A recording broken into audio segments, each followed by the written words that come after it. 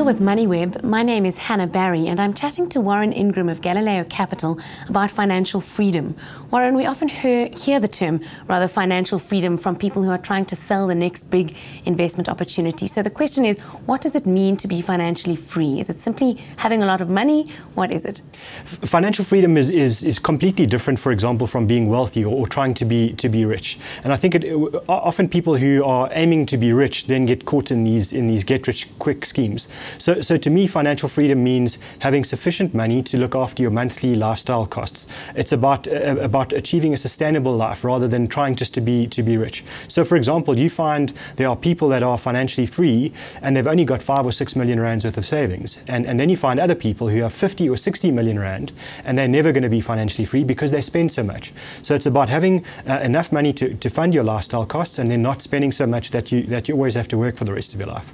And where does one start to get to that point of financial freedom? You mentioned somebody who spends a lot more than another person. I'm assuming it starts with budgeting, saving. Where does it start? So it starts with the most boring, most mundane part of financial planning, I guess, and that's about making sure that you spend a little bit less than you earn every single month of every single year of your lifetime. And that's really the crux to becoming financially free. And I think it's actually the most important thing for anybody when they're looking at their money. So it starts there, and it starts with saying, okay, I need to save a little bit.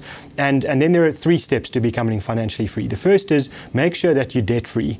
And I think that's the biggest problem is everybody falls into the debt trap until they learn from their mistakes and move forward. So really that's the big one, and I think it catches about 80% of the world's population. They can't break out of that cycle. So step 1, become free of debt. Step 2, build up an emergency fund. And let's say, for example, you spend 10,000 rand a month, then your emergency fund should be 3 to 6 times your monthly expenses. In other words, 30 to 60,000 rand a month. Once you've got your emergency fund and you're debt free, you're already 80% of the way there. Well done. The last step is then making sure that you've built up sufficient investment so that you can fund your monthly lifestyle costs. So in other words, have assets that can generate an income stream that can meet that 10,000 rand a month that you need to live your life. If you can get that right, you are financially free. And I'm assuming that in order to get to that point, you obviously, as you say, you need to start saving, you need to start spending less than you earn. What should people ideally be putting away every month towards saving? So I think it's the one thing that I think most people disagree with when you talk about this, because they always give lots of reasons as to why they can't save. But if you want to be financially free and it is important to you, you need to aim to save at least, at the very minimum, 15% of everything that you earn on a monthly basis. So if you're earning 10,000 rand a month before tax, before deductions, you need to be saving 1,500 rand a month. That's the bare minimum. If you want to be financially free as quickly as possible, you need to move that up to at least 30% a year, or maximum of 30% a year. That will make sure that you get financially free as fast as possible and be in a position where you can work for fun as opposed to working for a salary. And I'm assuming that includes savings that go into long-term vehicles like retirement annuities. Correct. So if you're saving 750 rand out of your 10,000 into your retirement fund, that means you need to save another 750 rand. It doesn't mean that you then need to, that's part of your emergency fund or your holiday fund. For those things, you need to save on top of that 15% to 30% a year. Let's say I am spending less than I earn every month and I'm putting it into some or other kind of savings vehicle, or it's just sitting in my bank account, in a savings account, but I have no formal provision for retirement. Am I still financially free? No, I think you're on your way. You're achieving a lot of the big steps that most people can't achieve, but you're not financially free.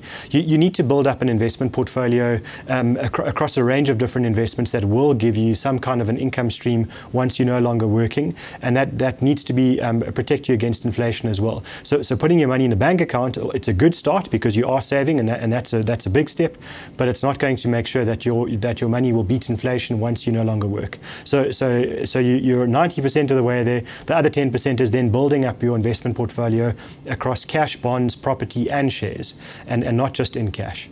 I think people feel overwhelmed by the thought of investing, by the thought even of getting in control of their finances, of their money. What are your tips to helping people get to a place of financial freedom? Where do I start?